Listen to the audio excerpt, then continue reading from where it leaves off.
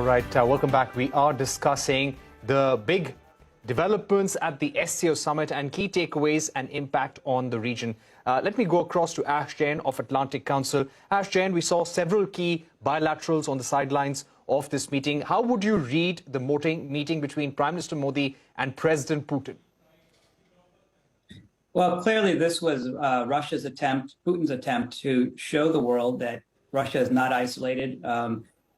From Russia's point of view, India is an important partner.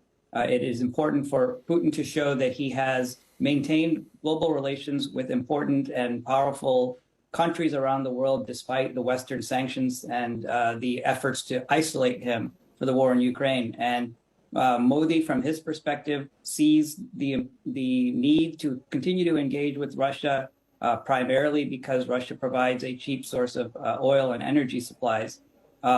So I think this was interesting for the two of them to have a chance to discuss greater cooperation, particularly on the energy and economic side, and to show that, at least from the Russian perspective, that they do have friends and they have partners, despite the war in Ukraine. I think it's somewhat treacherous for India in this case, because India is also under a lot of pressure from the United States and the West to distance itself from Russia. The effort is to try to penalize what Russia is doing in Ukraine by cutting off and isolating it economically and diplomatically. So Modi is taking somewhat of a risk here in terms of creating some greater tensions or discomfort in his relationship and his desire to maintain a good partnership with the West, even as he continues to stand with Putin. So it's a balancing act. And it's a right. challenge that India is continuing to engage in here as it tries to balance its economic interests, but also maintain and strengthen ties with the West, with the Quad, and with other countries that it needs, especially if it wants to continue to have a robust kind of defense with regard to the challenges from China. Right.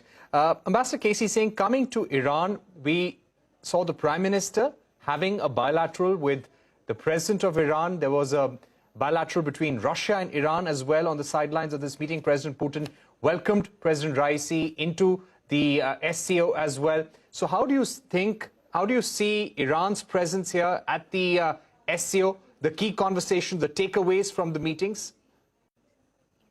Iran has joined SCO at the summit. And I think the Russians, the general information is that the Russians are working to ensure that the nuclear deal is not revived very quickly as far as Iran is concerned. Because was Iran to get the nuclear deal and therefore have the sanctions lifted, it may start producing and exporting more oil. It's been suffering and the sanctions may be lifted. Because the West, between Russia and Iran, today, Iran is seen as a lesser evil, and therefore they would like to take the sanctions off and wean it away. And that is a way where you need, they need the energy prices to come down with the US November midterm elections coming up.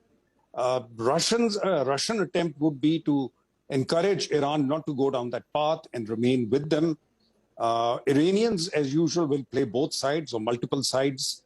They are past masters at that. There won't be an easy solution because the Americans will have to get the Saudis, the Emiratis, and the Israelis on board to really get Iranian nuclear deal resurrected. So that is the game there. But essentially at these summits, what were the leaders there for? Xi Jinping came because his zero COVID policy is leading to a slowdown of the Chinese economy, and he has next month the extremely important Communist Congress meeting, where he wants the limit on the 2 terms to disappear, and he continues then forever as the leader of China. For Putin, it was important to show that he's not isolated. He's had a severe setback militarily in Kharkiv.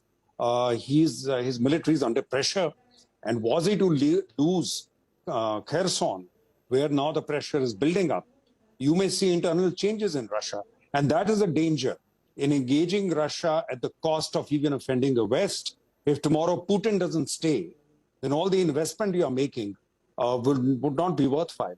And therefore, it's this balancing. And that's why the Ukraine word is not mentioned by anyone. Even India didn't bring it up, maybe not by name. When we are talking of instability and stability comes in, nobody asked why there's instability.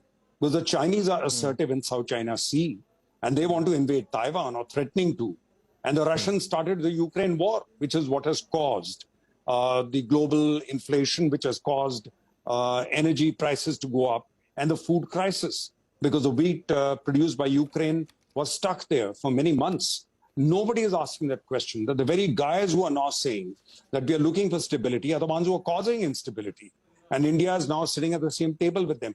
So it's going to become more and more difficult for India to do this balancing. Right. There'll have to be some plain speaking to be done with both sides. You can't just do it with the West. You have also to do with these two gentlemen that you sit at the table with.